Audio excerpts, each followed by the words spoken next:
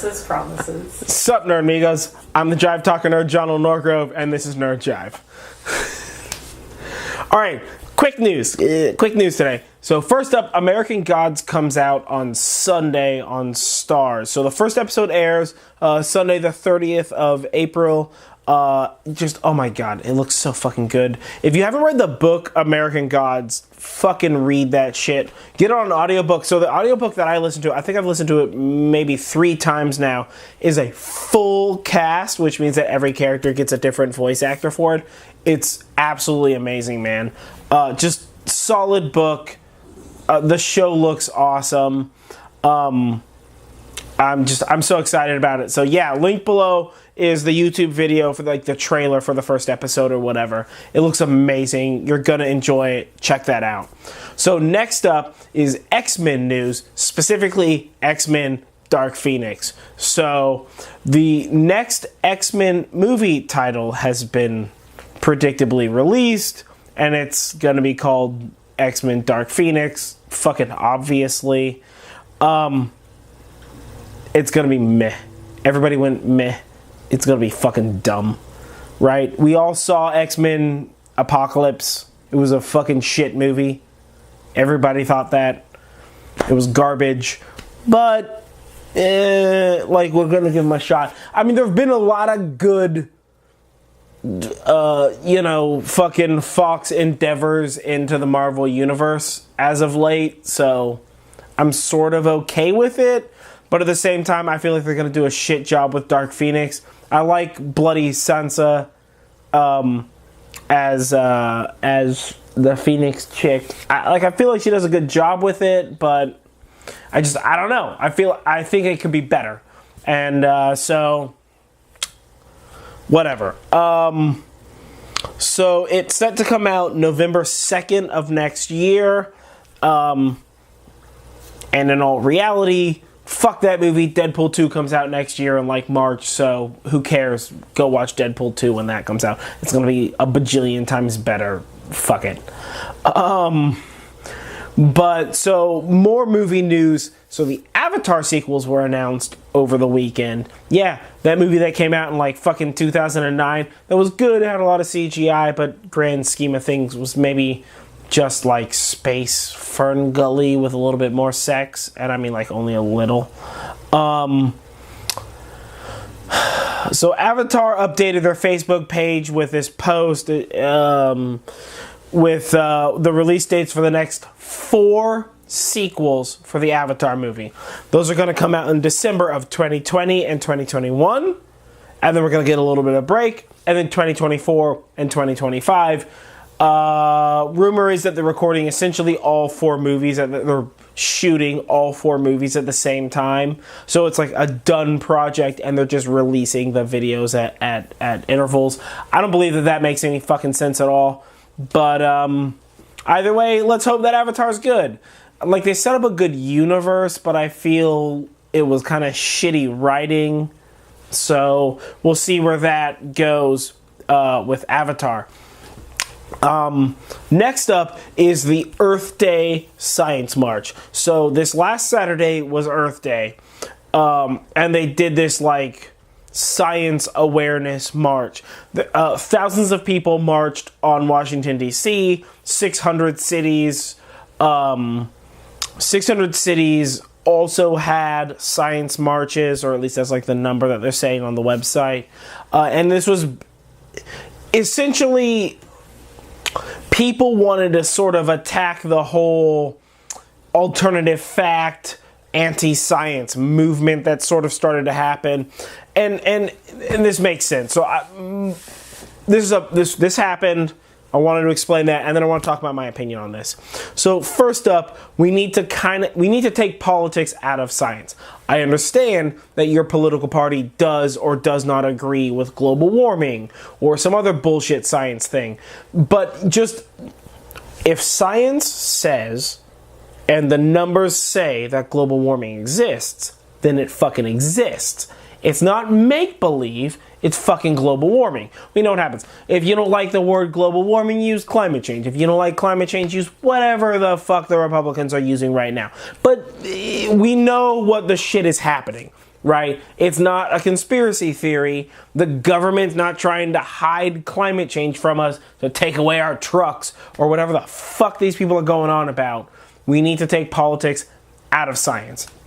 At the same time, that's not the biggest issue. A larger issue is that we need to get more people interested in science at a younger age, right? So you hear all the time, oh, there's not enough girls in the STEM fields. And that's true. There aren't enough girls. There also aren't enough boys and aren't enough jobs, and people need to fucking work on it. This isn't a feminist issue. This is a fucking human issue. The more people you have in scientific endeavors and in scientific fields, even if in grade school and in middle school and in high school they're interested in science, and they go to college for some other bullshit agenda, and then they come out of college and get a job in some bullshit business field. If they have science as their background desire, then they're going to question things. They're going to learn the scientific method at an early age, and that formatively is important. And it's insane that you hear these people talk about, oh, we need more young people in the STEM fields. We need more young people in science. And it's like, that's true, we do. But when you can still solve equations right before you kick the bucket, how the fuck are young people going to be able to get this job? And more importantly, that if you say we need more young people in the science field, and those young people in the science field is 25 people a year that are going to be able to get it, or 100 people a year that are going to be able to get it, then you're not going to have any fucking motivation. What we need to do is we need to have that shit that motivated me when I was a kid. It motivated you guys when you were a kid. We need the Magic School Bus, and we need these shows. It's more than just a governmental political issue. It's not this, the man is trying to keep motherfuckers down, whether it's women or fucking coloreds or fucking minorities or whatever the shit you want to say, right? It's a fucking systemic issue. It's because the media talks about movie stars and Hollywood stars, and not the fact that China just launched a rocket successfully, or that SpaceX is incredibly successful, or that Tesla wants to build fucking solar-powered substations all over the country, right? They want to talk about some motherfucking rich person who's in Hollywood for a shit reason, all right? Who's gonna, who made a sex tape, or is famous for being attractive, or just released some shitty-ass app that nobody fucking cares about. This is fucking everybody. Right? It's the media needs to get off their fucking ass and talk about these scientific things. It's the parents of these kids that need to tell them to value real information and not this fucking Hollywood bullshit. Is the government making it easier to get into STEM fields? This is that village to raise a child kind of a fucking thing. This is everybody. We all need to focus on this science thing. And I know that I'm ranting on this, but this has just annoyed the shit out of me for years. When you hear people talk about, oh, I couldn't complete this, or I couldn't get into this field, or fucking whatever for whatever reason. If you can't get into the field, study it. Practice outside of it. Learn that and appreciate it. And then whatever job you're doing, still study it and still learn it.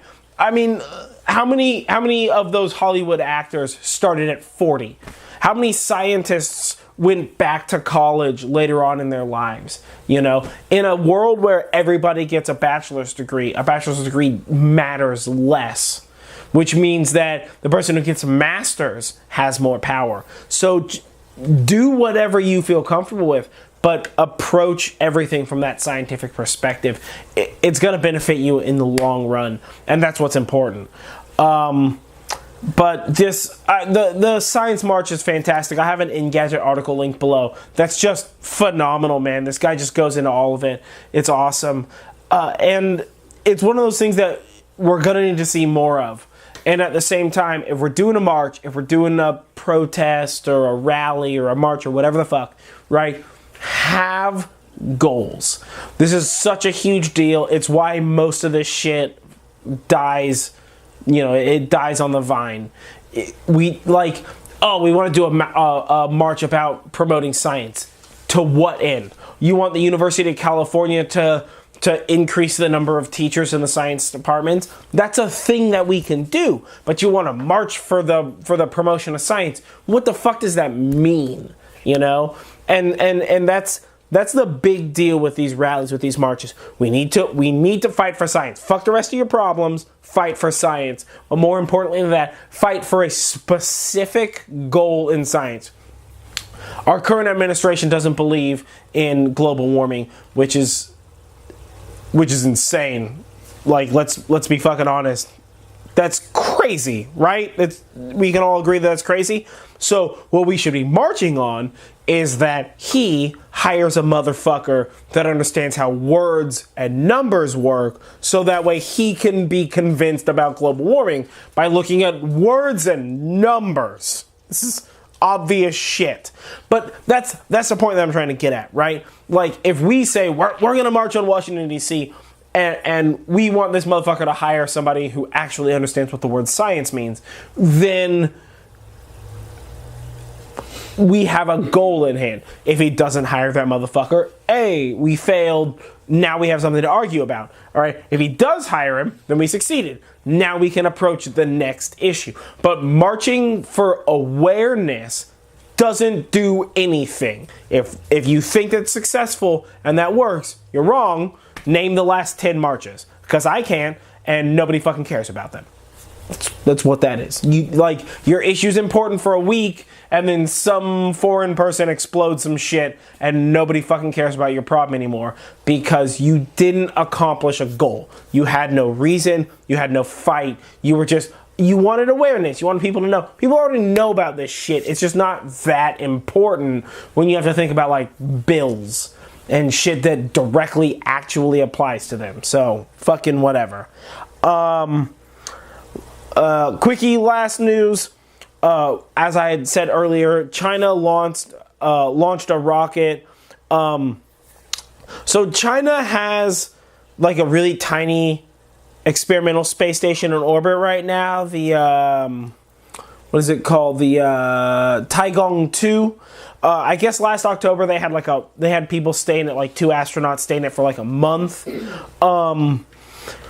So what they've been doing is they just launched this rocket, the Chaozhou 1, which is a resupply craft, all the way to low Earth orbit. It autonomously docked, did the thing that would traditionally imply that supplies were moved, even though there aren't currently people in there, is what they say. Who knows?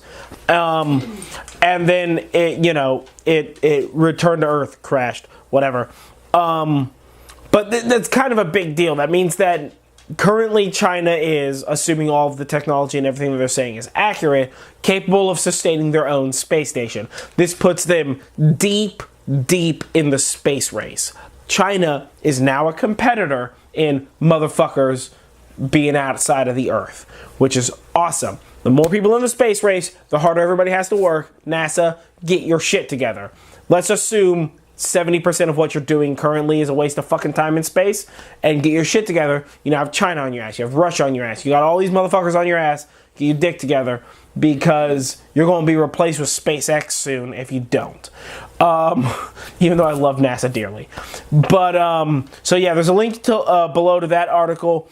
This is essentially all an experiment and a test, because they want to build a full-scale space station in 2022, which is soon as fuck. So, 5 years, China's going to have a space station equivalent to what's currently up there. So, let's go NASA, fucking work it out. The last thing I wanted to talk about was just this quickie piece of space news. It's it's like Waterworld news, which is I'm kind of excited about. So the University of Barcelona had this researcher, Fergus Simpson, who published his findings about the way we would discover new habitable worlds. So what he did was he took a bunch of information and put it into a computer program and ran simulations about what habitable worlds would look like formed around foreign stars. So stars not ours, where Earth is. And what he found was that if a world has enough water to sustain life, more than likely it's going to be covered in water. So whether that's covered in water like Waterworld style where everything's super deep as shit, or it's covered in water like that Waterworld from oh my god, that garbage fucking movie. What the hell was that? Where at the end he went into a black hole and it was a library inside of a libraryception style. I have no idea what you're talking about. Oh my god, I fucking hated this movie too. Is it a Waterworld like the comic The Wake? No. Because that sounds awesome. No, it's a water world where it's like, it's a water world and everything's covered in water, but it's like this deep. You know? But either way. So it's high water world?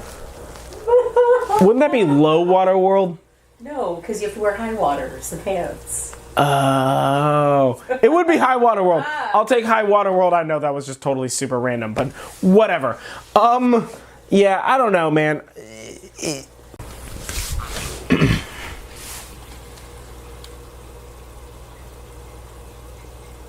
Are we gonna focus? Buddy, there we go. Clarity. Alright, so jump cut to whatever the fuck's happening right now. Yeah, so essentially he has the information, but it's not 100%. So there's a lot of, it's like a kind of a guess and check thing right now. There's still a lot of research to be done, and you know, we're going to see exactly whether or not that's 100%, but he thinks that it's more than likely that the surface will be covered primarily with water, which is fine. Waterworld's a great movie, so I'm okay with it. But yeah, well, I mean, we'll see how it deals with it. You know, it's one of those things where we kind of can't guarantee any of this stuff until we actually send some shit to another habitable planet, and we're quite a distance away from being able to do that. But you know, here's hoping. Either way, this has been the news for the day. I've been John Norgrove. This has been Nerd Jive. Like, comment below if you have any information on anything that I've talked about, or if you'd like to suggest other things. Subscribe if you would like more information like this, as well as we've got Nerd Jive unboxing, we've got Wife Jive, we've got Drunk Anime, we got a whole slew of shit. So check that stuff out also. So like, comment, subscribe, share.